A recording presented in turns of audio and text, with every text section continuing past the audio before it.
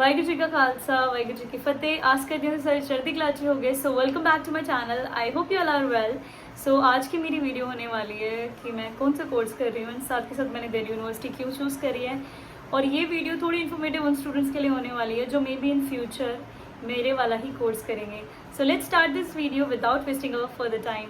जब भी आप बीए के लिए अप्लाई करते हो दिल्ली यूनिवर्सिटी में, मेक श्योर आप ये गलती तो ना करें कि आपकी परसेंटेज किसी कोर्स से मैच कर रही है मेरिट बेस पे और आपने उस कोर्स में इनरोलमेंट करवा ली अपनी जस्ट बिकॉज कि मेरे को और कहीं एडमिशन नहीं मिल रहा है किसी कोर्स में, तो मैंने ये कोर्स ले लिया, यहाँ मेरी परसेंटेज मैच हो रही थी।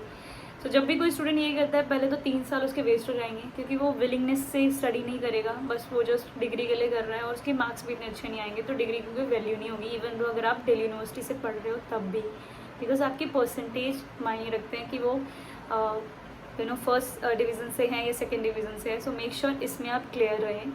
एंड सेकेंडली, काफ़ी सोसाइटी में ये लोग आपके जितने भी आसपास के, वो आपको बता देते हैं कि 12th के बाद आप बहुत वाइजली सब्जेक्ट चूज़ करो कि आपको क्या करना है क्या नहीं। बट ये आप 10th में कर दो तो ज़्यादा बेटर है, बिकॉज 10th के बाद आप क्लियर आउट रहोगे कि जो आपने सब्जेक्ट लिया है, आपने आर्ट्स लिया है या फिर कॉमर्स लिया है, उसके बाद आपका करियर ऑप्शन आपको क्या क्या मिल रहे हैं, तो उसके लिए आप अवेयर रहो। ठीक है, अब बात करते हैं मैंने दिल्ली यूनिवर्सिटी क्यों चूज़ करी थी। तो दिल्ली यूनिवर्सिटी चूज़ करने के लिए सबसे मेरा रीज़न यही था कि दिल्ली यूनिवर्सिटी में काफ़ी ज़्यादा रेप्यूटेड कॉलेजेस हैं जहाँ से आप डिग्री अगर अपनी कंप्लीट करते हो बैचलर्स, तो आपके लिए बहुत वर्थ इट रहती है। साथ के साथ हर कॉलेजेस को एक नेक ग्रेड मिलता है, जैसे A+, B मिलता है, A मिलता है। उससे ये रहता है कि जब आप बाहर की यूनिवर्सिटी में पढ़ने जाते हो तो उस डिग्री की बहुत ज़्यादा वैल्यू मानी जाती है। एंड साथ के साथ अगर आप मास्टर्स भी करने जा रहे हो या इवन दो दिल्ली यूनिवर्सिटी से कर रहे हो तो उसकी इंपॉर्टेंस रहती है। एंड इसके बाद हम बात करते हैं लाइब्रेरीज़। काफ़ी बड़ी बड़ी लाइब्रेरीज़ आपको मिल जाएगी हर कॉलेजेस में, जो कि स्टूडेंट्स के लिए प्लस पॉइंट रहता है। स्पेशली आपके लिए दूसरा प्लस पॉइंट ये भी है दिल्ली यूनिवर्सिटी का कि यहाँ का fees structure as compared to private university से बहुत कम रहता है। अगर आप प्राइवेट यूनिवर्सिटी का फ़ीस स्ट्रक्चर देखो तो ज़मीन आसमान का अंतर आपको दिख जाएगा, बट दिल्ली यूनिवर्सिटी में हर कॉलेज का फ़ीस स्ट्रक्चर थोड़ा बहुत आपको उसमें फ़र्क मिलेगा। एंड लास्ट पॉइंट ये रहता है कि जब भी आप किसी well known Delhi university college से पढ़ते हो तो वहाँ पे प्लेसमेंट काफ़ी अच्छी रहती है। सो ये मेन रीज़न थे मैंने दिल्ली यूनिवर्सिटी चूज़ करी। सो ये सब बात करते हैं मेरे कोर्स की। Right now I am 3rd year and I think this is the perfect time to explaining you about my course, because अगर मैं फर्स्ट ईयर में ये वीडियो बना रही होती, मे भी शायद इतना मैं क्लैरिटी के साथ आपको एक्सप्लेन नहीं कर रही होती, क्योंकि सब्जेक्ट के बारे में इतना मैं अवेयर नहीं होती एंड मे भी वो मैंने पढ़े भी नहीं है, तो मैं एक्सप्लेन भी क्या ही करती। सो गाइस, उनके लिए वीडियो ज़रूर स्पेशल होने वाली है जो BA फिलोसफी ऑनर्स के लिए तैयारी कर रहे हैं। साथ के साथ उन लोगों के लिए भी जो जिनको कुछ नहीं मिला, वो जो सब्जेक्ट ले लेते हैं ना कुछ भी, उन लोगों के लिए भी हेल्पफुल होने वाली है ये वीडियो। तो बात करते हैं मेरे एडमिशन टाइम की। तो जब मेरा एडमिशन हो रहा था, मैंने 3 सब्जेक्ट अपने लिए रखे थे कि ये सब्जेक्ट में मैं अप्लाई ज़रूर करूँगी, ऑप्ट मुझे करने हैं। तो first one is psychology honours और सेकंड मैंने चूज़ किया था फिलोसफी एंड तीसरा था इंग्लिश ऑनर्स। तो ये तीनों सब्जेक्ट मैंने ये सोच के अपने दिमाग में रखे थे कि इनमें मैं अपना बेस्ट दे सकती हूँ और मुझे इनमें करना है। एंड आगे इनके करियर भी मुझे पता था कि करियर ऑप्शंस क्या क्या होंगे, क्योंकि मैंने एडमिशन से पहले इन सब के बारे में सर्च अच्छी तरीके से कर लिया था। तो बात करते हैं मेरे फर्स्ट प्रेफरेंस की, दैट इज़ साइकोलॉजी ऑनर्स।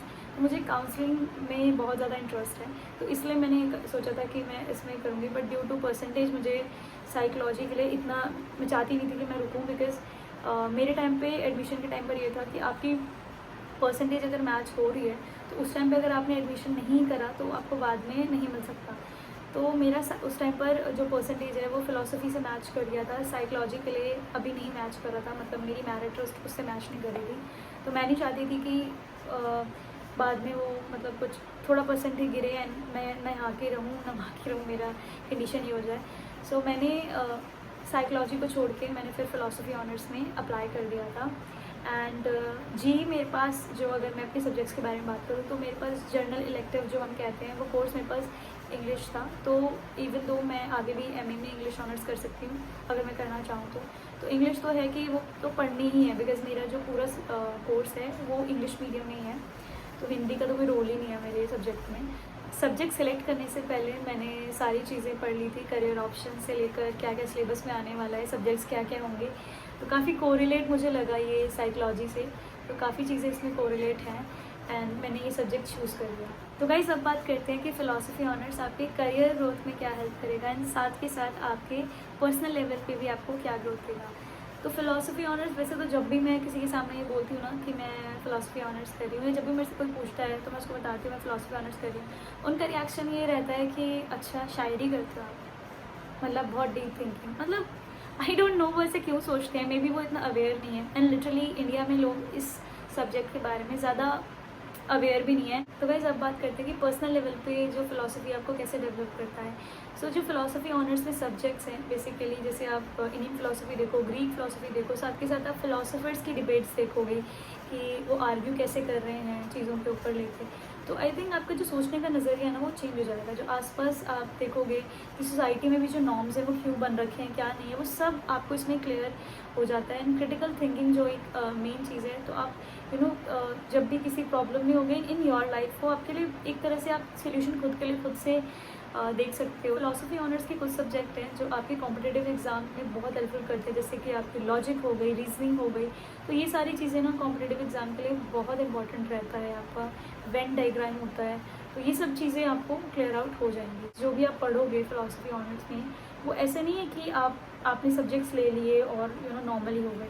अगर आप अच्छी तरीके से नहीं पढ़ोगे ना, तो आई थिंक फिर उस सब्जेक्ट का इतना इंपॉर्टेंट नहीं होगा। कोई भी अगर आप सब्जेक्ट पढ़ते हो बीए में, सबसे मेन चीज़ आपकी विलिंगनेस कितनी है कि आप उस सब्जेक्ट को एंजॉय कर रहे हो पढ़ने में या नहीं। अगर आपकी वो नहीं है ना, तो आप कोई भी कोर्स लो, वो आपके लिए I don't think so worth it रहता है।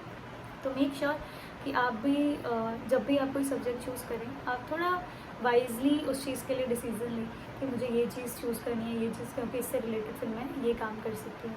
अगर अब मैं बात करूँ करियर ग्रोथ की, तो करियर ग्रोथ में जो फिलॉसफी ऑनर्स के बारे में है, जो अगर आप फिलॉसफी पढ़ रहे हो, मैनेजमेंट स्किल से लेकर आप अगर आप लॉ कर रहे हो, यूपीएससी कर रहे हो, साथ के साथ अगर आप हेल्थ केयर में जाना चाहते हो, तो काफ़ी आपको ऑप्शंस मिल जाएंगे आगे करने के लिए। अब बात करते हैं लास्ट पॉइंट की, जो कि है फी स्ट्रक्चर एंड साथ के साथ ड्यूरेशन कितनी लंबी होने वाली है इस कोर्स की। एज़ यू नो, हमारे टाइम पे जो मेरे टाइम पर अभी जो ग्रेजुएशन है वो 3 साल की है, बट अब जो हमारी बैचलर्स है वो 4 साल की हो चुकी है दिल्ली यूनिवर्सिटी की। और फी स्ट्रक्चर में भी हर ईयर थोड़ा बहुत चेंज ये करते रहते हैं। लाइक मेरी 2 साल की जो फ़ीस है वो 17 समथिंग अराउंड रही है, 17 to 18 के, और अब जो है वो इन्होंने 21 के कर दी है, और इट्स अप्रॉक्सीमेटली 21 to 22 के, और मे बी आगे आने वाले जो ईयर है उसमें ये और इंक्रीज़ हो जाए। बाकी जो ड्यूरेशन है वो मैंने आपको बता ही दी है। एंड आई होप कि आज की वीडियो आपको अच्छी लगी हो, कोर्स से रिलेटेड, सब्जेक्ट से रिलेटेड, एंड इवन दो आपको अगर किसी और चीज़ के भी बारे में पूछना हो तो आप कमेंट करके ज़रूर बता सकते हैं। And I hope you like this video. So guys, अगर आप मेरे चैनल पे न्यू है तो don't forget to subscribe my channel, video को लाइक शेयर करना ना भूलें। एंड अब मैं आपको मिलूँगी अपने नेक्स्ट वीडियो में, तब तक के लिए वाहिगुरू जी का खालसा, वाहिगुरू जी की फतेह, बाय बाय।